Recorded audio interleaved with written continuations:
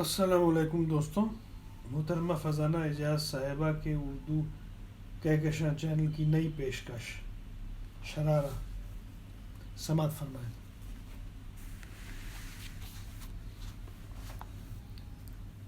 شامی کا تعلق ملک کے دور دراز علاقے کے غریب خاندان سے تھا۔ اس کے کاندھوں پر ماں اور 2 بہنوں کا بوجھ تھا۔ جب اس کے والد کا انتقال ہوا تو شامی انٹرمیڈیٹ میں زیر تعلیم تھا۔ اس کے والد کی خواہش تھی کہ ان کا بیٹا خوب پڑھے لکھے اور بڑا آدمی بنے۔ وہ خود گاؤں کے مدرسے سے آگے نہیں پڑھ سکے تھے۔ گاؤں میں ان کی زمینیں انہیں آگے پڑھائی کے لیے شہر جانے سے روکتی رہی تھیں، اور وہ دھرتی کی پکار سنتے ہوئے اپنے ہی گاؤں اور زمینوں کے ہو رہے۔ وہ اپنی اس نامکمل خواہش کی تکمیل کو اپنے بیٹے کے روپ میں دیکھنا چاہتے تھے۔ زمینوں کا جگر چاک کرتے ہوئے، سخت محنت کرتے ہوئے انہوں نے شامی کو 12ویں درجے تک تو پہنچا دیا، لیکن اس کے بعد وہ بالکل تھک گئے۔ ان کی اکیلی جان کہاں تک سخت محنت کی متحمل ہو سکتی تھی؟ 5 جانوں کا بوجھ تنہا کہاں تک اٹھاتے؟ وقت سے پہلے ہی وہ ریزہ ریزہ ہو کر بکھرتے رہے، اور آخر ایک دن ایسا سوئے کہ پھر دنیا کی کوئی طاقت انہیں بیدار نہ کر سکی۔ چہیتی بیوی کا بین، بچوں کے جگر خراش چیخیں، کچھ بھی تو انہیں ٹس سے مس نہ کر سکا۔ اپنی خواہشوں کا کفن لپیٹے وہ اسی زمین کا پیوند ہو گئے جس نے کبھی شہر کی جانب بڑھتے ان کے قدم تھام لیے تھے۔ شامی کو جب اس حادثے کی خبر ملی تو وہ جیسے پتھر کا بن گیا۔ وہ ہری بھری زمین کا بیٹا، اپنے باپ کا واحد جانشین، بہت سنجیدہ اور سمجھدار بچہ تھا۔ اس نے فیصلہ کر لیا کہ اب وہ اپنے باپ کی زمینوں پر محنت کر کے اپنے خاندان کی ہچکولے کھاتی کشتی کو پار لگائے گا۔ لیکن اس کی ماں، جو بہت ہمت والی عورت تھی اور جسے اپنے شوہر کے خوابوں کا پورا علم تھا، وہ نہیں چاہتی تھی کہ شامی تعلیم نامکمل چھوڑ کر گاؤں آ جائے۔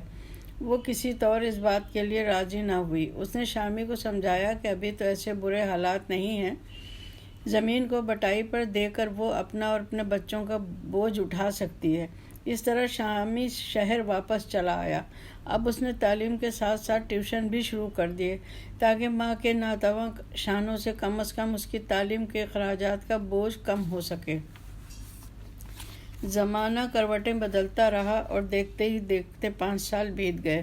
شامی نے اپنی تعلیم مکمل کر لی اور اسی سال ماں نے اس کی بڑی بہن کی شادی بھی کر دی۔ ابھی وہ سوچ ہی رہا تھا کہ اب وہ نوکری تلاش کرے اور ماں اور بہن کو شہر لے آئے کہ اچانک کسی غیر ملک میں اسے اپنے کسی شاگرد کے والد کی وساطت سے ایک ملازمت آفر ہوئی۔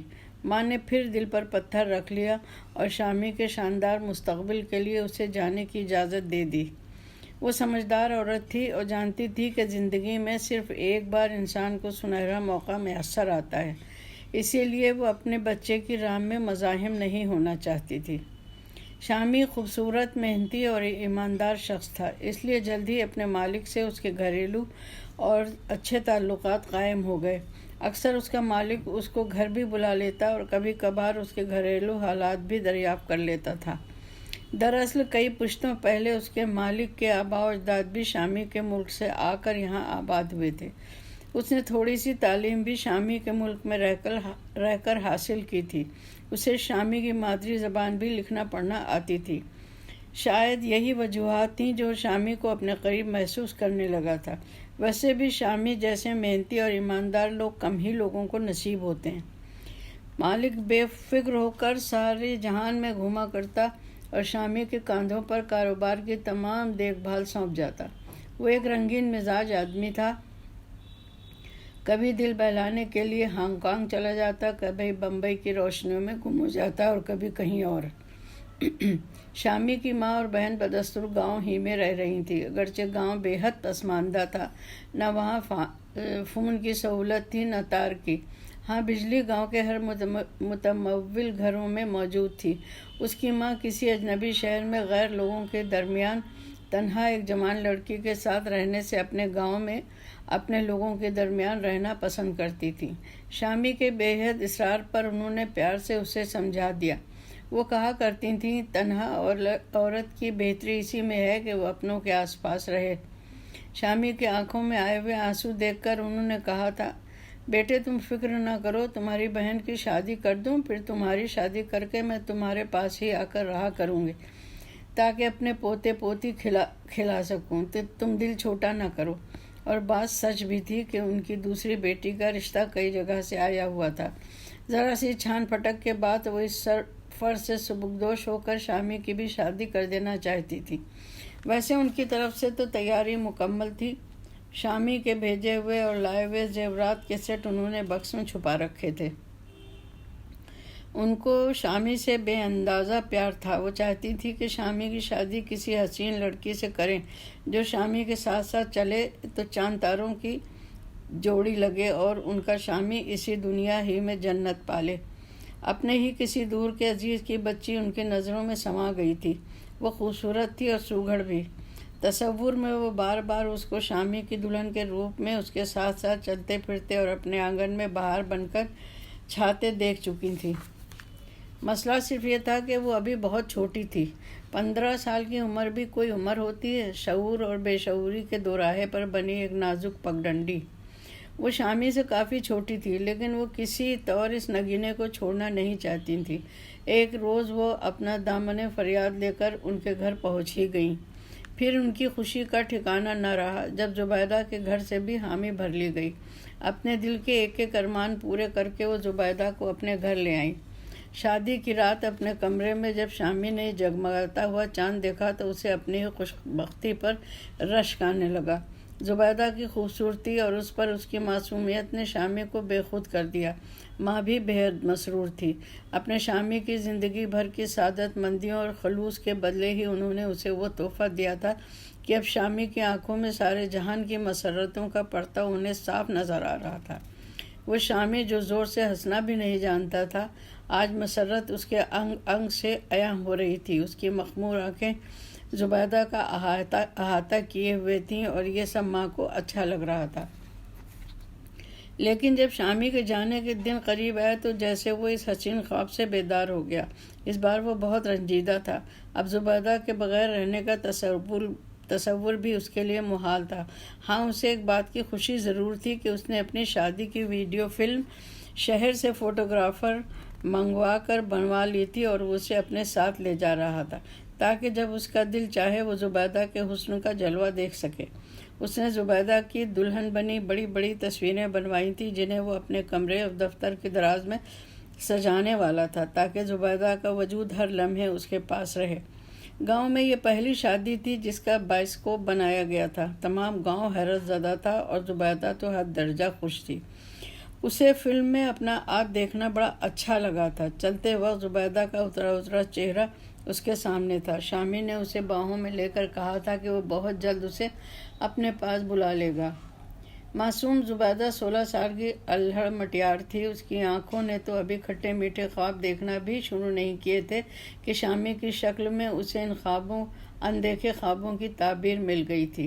اب شامی کی جدائی اسے بہت شاک گزر رہی تھی۔ ابھی تو اس کے دلہناپے کے دن تھے۔ مہینے بھر کی بیاہی ہوئی دلہن کے تو ابھی ارمان بھی پورے نہیں ہوئے تھے کہ جدائی کی گھڑی آ گئی۔ شامی چلا تو آیا تھا مگر اب اس کا کسی بھی کام میں دل نہیں لگ رہا تھا۔ تمام وقت اس کے کانوں میں زبیدہ کی پازیب کی جھنکار گونجا کرتی اور اس کی شرمیلی اد کچی ہنسی اسے بےتاب کیے رہتی۔ ابھی تک اس نے اپنے مالک سے بات بھی نہیں کی تھی۔ دراصل وہ ایک غیر شادی شدہ شخص کی حیثیت سے رہ رہا تھا، لیکن وہ جانتا تھا کہ اس کا مالک اس کی فیملی کے ویزے کی بات رد نہیں کرے گا۔ شامی کا مالک محسوس کر رہا تھا کہ شامی اب پہلے جیسا نہیں رہا ہے۔ وہ جہاں دیدہ انسان تھا، شامی کو کھویا کھویا دیکھ رہا تھا اور یہ بھی سمجھ رہا تھا کہ شامی کی غیر حاضر دماغی اس کے بزنس کو نقصان بھی پہنچا سکتی ہے۔ سو اگر وہ شامی کو فیملی ویزا دے دے گا تو نقصان کے بجائے فائدے ہی میں رہے گا۔ شامی اس کا احسان مند بھی ہوگا اور زیادہ تندہی سے کام بھی کرے گا۔ یہی سوچ کر اس نے ایک روز شامی کو شام کے وقت اپنے گھر بلایا۔ شامی خوش تھا کہ آج اسے اپنا مدعا بیان کرنے میں آسانی ہوگی۔ شام کو آفس سے آ کر وہ اطمینان سے تیار ہوا اور جاتے جاتے اس نے ویڈیو کیسٹ بھی لے لیا تاکہ اپنی شادی کی فلم اس کے گھر والوں کو دکھا سکے اور زبیدہ کے ویزے کی بات بھی کر سکے۔ وہ کاروباری ماحول کے بجائے دوستانہ ماحول میں اپنے مطلب کی بات کہنا چاہتا تھا۔ دوسرے روز اس کو بے حد خوشی ہوئی جب اس کے مالک نے ضروری کاغذات اور زبیدہ کی تصویر وغیرہ مانگی تاکہ ویزے کی کارروائی شروع کی جا سکے۔ شامی بے انتہا مسرور تھا اور اس نے تصور میں پروگرام مرتب کرنا بھی شروع کر دیا۔ ابھی تک وہ ایک مکان میں دوسرے کئی لوگوں کے ساتھ رہ رہا تھا، اب اس نے الگ مکان کرائے پر لینے اور اسے سجانے سنوارنے کا پروگرام بھی بنا ڈالا۔ وہ تصور میں زبیدہ کی بڑی بڑی حیران آنکھوں سے خوشی سے مہکتے چہرے سے باتیں بھی کیے جاتا۔ زبیدہ کی زندگی کوئی بہت آرام سے نہیں گزری تھی، وہ تو یہاں کی آسائشوں کا تصور بھی نہیں کر سکتی تھی۔ ایک ایک چیز سے اس کی حیرانی عیاں ہوگی۔ اسے یاد تھا جب اس نے میوزک والا لائٹر اسے دکھایا تھا تو لائٹر کے شعلے کے ساتھ ساتھ اس کی آنکھوں سے بھی حیرت کا شعلہ جگمگا اٹھا تھا۔ اور پھر ایک روز جب اس نے پیچھے سے آ کر قیمتی پرفیوم کا اسپرے زبیدہ کے اوپر کر دیا تھا تو وہ اپنا زرتار دوپٹہ پھینک کر کتنی دیر اپنے مہکتے وجود کو نہارتی رہی تھی۔ بوتل کی مہکتی بارش سے وہ کس قدر محظوظ ہوئی تھی۔ شامی کے تصور میں گزرے اور آنے والے دن رچ بس رہے تھے۔ زبیدہ کا معصوم حسن فہرست تھا، وہ اس کی مہکتی زلفوں کے بادل، وہ اس کا شرمانہ لجانا، نہ معلوم کیسے کیسے جلوے شامی کے دل میں اجاگر ہو رہے تھے۔ وہ اپنے مالک کا اور بھی ممنون ہو گیا اور دل و جان سے اس کی خدمت کرنے لگا۔ اس کا مالک دوسروں کے مقابلے میں کوئی بہت بڑا رئیس تو نہیں تھا، پھر بھی ملک بھر میں اس کے درجنوں سپر مارکیٹ اور کئی بزنس تھے۔ اس کی تعمیراتی کمپنی دور دراز کے ٹھیکے بھی لیا کرتی تھی۔ ایسی مشکل جگہوں پر اکثر شامی کا جانا بھی ہوا تھا جہاں ہفتے میں صرف ایک بار لانچ جاتی تھی اور جہاں عارضی مکانوں میں اکثر اس کی رہائش رہتی تھی۔ آج بھی اس کے مالک نے اسے اپنے کمرے میں طلب کیا اور کہا کہ اس کی بیوی کے ویزے کی کوشش کر رہا ہے۔ اس درمیان میں شامی کو ایک ایسے جزیرے پر کام سے جانا پڑے گا جہاں یا تو وہ خود جائے یا کسی معتبر آدمی کو بھیجے، لہٰذا شامی کے لیے ضروری تھا وہ وہاں چلا جائے۔ شامی تو ویسے ہی اس کی عنایتوں سے دبا ہوا تھا، انکار کی جرأت کہاں سے لاتا۔ سو اپنے مکان کی آرائش کا پروگرام واپسی تک کے لیے ملتوی کر کے وہ جزیرے کے لیے روانہ ہو گیا۔ صبح کا وقت تھا، انٹرنیشنل ایئرپورٹ پر آج بھیڑ کچھ کم تھی۔ زبیدہ جب باہر آئی تو اس کی آنکھیں شامی کو تلاش کر رہی تھیں کہ اتنے میں ایک مقامی آدمی نے اس کے پاس آ کر کہا کہ وہ شامی کا مالک ہے۔ اس نے زبیدہ اور شامی کی تصویر دکھا کر اسے مطمئن بھی کر دیا اور کہا کہ شامی ایک ضروری کام میں مصروف ہے، اس لیے وہ خود اسے ریسیو کرنے اور گھر پہنچانے آیا ہے۔ زبیدہ کا دل انجانے خوف سے دھڑک اٹھا۔ وہ سیدھی سادی گاؤں کی لڑکی تھی، بھلا غیر ملک میں کسی نامحرم کے ساتھ چلنا اس کو کہاں آسان لگتا، لیکن وہ مجبور تھی۔ آہستہ آہستہ اس کے پیچھے چلتی بڑی سی گاڑی میں آ کر پچھلی سیٹ پر بیٹھ گئی۔ گاڑی وہ خود ڈرائیو کر رہا تھا۔ اس نے بیک مرر کا زاویہ درست کیا اور بے خبر زبیدہ کے حسن کا دیدار کرتا چوڑی چکلی سڑکوں پر گاڑی دوڑاتا رہا۔ زبیدہ بہت خوفزدہ تھی، گھنٹے بھر کی مسافت نے اسے ویسے ہی تھکا دیا تھا۔ دل ہی دل میں وہ دعاؤں کا ورد کرتی جا رہی تھی۔ بھرے جہاز میں اسے کسی سے خوف نہ آیا تھا، لیکن ٹھنڈی ایئر کنڈیشن گاڑی میں اس کا دل کپکپا رہا تھا۔ وہ اپنے خیالوں میں گم تھی کہ ایک جھٹکے سے گاڑی رک گئی اور وہ حقیقت کی دنیا میں واپس آ گئی۔ اپنی چادر کو اپنے گرد درست کرتی وہ گاڑی سے اتری تو اس نے دیکھا کہ جگہ سنسان تھی، بس سامنے ایک بنگلہ بنا ہوا تھا۔ شامی کے مالک نے اس کا مختصر سا سامان اتارا اور اسے مکان کے اندر لے گیا۔ اس نے زبیدہ سے کہا کہ وہ یہاں آرام کرے، وہ شام کو شامی کو لے کر واپس آئے گا۔ پھر وہ چلا گیا۔ زبیدہ کی جان میں جان آئی۔ اس نے کمرہ اندر سے بند کیا اور بستر پر ڈھیر ہو گئی۔ اب وہ تھی اور آنے والے خوش آئین تصورات۔ شامی کا تصور ہی اس کے وجود میں آگ لگانے کو کافی تھا۔ نہ معلوم کب وہ نیند کی وادی میں چلی گئی۔ جاگی تو خاصا وقت بیت چکا تھا، اسے بھوک بھی لگ رہی تھی۔ اس نے آہستہ سے دروازہ کھولا اور تمام گھر کا ایک چکر لگایا آئی۔ فریج سے اسے کھانے کے لیے سامان نکال کر اس نے اپنا پیٹ بھرا اور نہا دھو کر اپنے پور کو سجانے سنوارنے میں مصروف ہو گئی۔ وہ چاہ رہی تھی کہ جب شامی اس کے پاس آئے تو وہ اس کی دلہن بنی اس کا انتظار کرتی ہوئی ملے۔ اس نے اپنا بہترین جوڑا نکالا، گہرا گلابی کامدار جوڑا۔ جب وہ تیار ہو چکے اور آئینے میں اس نے اپنے اوپر تنقیدی نظر ڈالی تو وہ خود پلکیں جھپکانا بھول گئی۔ باہر شام نیچے اترتی آ رہی تھی، اور زبیدہ کے دل میں شامی کی قربت کے سائے پھیلتے جا رہے تھے کہ دروازے پر دستک ہوئی۔ اس نے دھک دھک کرتے دل کے ساتھ اپنے پسینے پسینے وجود کے ساتھ دروازہ کھول دیا، لیکن یہ کیا! وہاں شامی نہیں بلکہ اس کا مالک کھڑا تھا، زبیدہ کے بیدار حسن کو عجیب نظروں سے گھورتا ہوا۔ وہ شاید ہوش میں بھی نہیں تھا۔ اچانک اس نے قدم اندر بڑھایا اور پھر زبیدہ کا وجود ریزہ ریزہ ہو کر بستر پر بکھر گیا۔ اپنی ہوس کی تکمیل کے بعد جاتے جاتے مالک نے اس کے کپ کپاتے وجود پر نظر ڈالی اور کہہ گیا کہ اب یہاں شامی کبھی نہیں آئے گا، کیونکہ اس کو واپس بھیج دیا گیا ہے اور اب زبیدہ اس کے قبضے میں رہے گی۔ اس نے یہ بھی کہا کہ شادی کی ویڈیو فلم نے اس کے جذبات میں ہلچل مچا دی تھی، بھلا وہ کیسے علیحدہ رہ سکتا تھا؟ ہچکیوں اور سسکیوں کے علاوہ زبیدہ کے پاس اب بچا ہی کیا تھا؟